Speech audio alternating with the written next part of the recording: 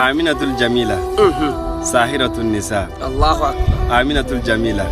صاحبة أخلاق الحميدة. ما شاء الله. asalaamu calaykum waraxmatullaahi tacaala wabarakaatu soo dhawaada asxaabteedana aada ku jeclahay maanta iyo fiideo cusub saa ujeedaan biyahan aan meeshan ku haysano waxaa waaye dhegayare iyo karood iyo toon iyo basal saa ujeedaan meeshan kale waxaa ku haysanaa cilaan iyo khasil waxa kale intoo haysanaa meeshan saliidan anaga ayaa soo saarnay waa maxaa dhahay wax soo saarkina ayay kamid tahay haddii aad kismaayo ila joogtid waa diyaar haddii aad kismaayo eriyada joogtid oo maxaa dhahay waa diyaar haddii aad kismaayo iyo eriyada joogina kole insha Allah waxaan rajeynayaa inaad igu dhiirigelin doontid oo aad u sii sheergarin doontid asxaabtaada iyo ehelkaaga si ay iga iibsadaan oo anigana aan u helo garab aan kaaga helo garab walaaltinimo maxaa dhahay adeeyaad u mahadsantahay fiideo like isaar soo jeedaan meeshan waxaa ku haysanaa maxaa dhahay hal qaado oo maxaa dhahay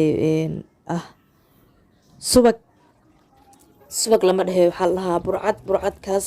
ayaa waxaan ku darsanaynaa maxaa lahaa cilaankii iyo khusilkii ayaan ku darsanaynaa tumin haaf waaye kisir ayaan ka reebay kadibna saliidii ayaan ku darayaa waxaa kale inta ku darayaa maxaa lahaa biyihii aan soo kululeystay oo maxaa lahaa qandac ii ah insha Allah gacanta ayaa la galayaa kadib smooth markaan kasoo dhigo soo jeedaan waa kaas waan daboolayaa markaas kadib 3 saac ayuu maxaa lahaa ii daboolnaanaya markuu qamiir kadib ayaa maxaa lahaa ilaa 2 saac camal madax ku haynaa kadib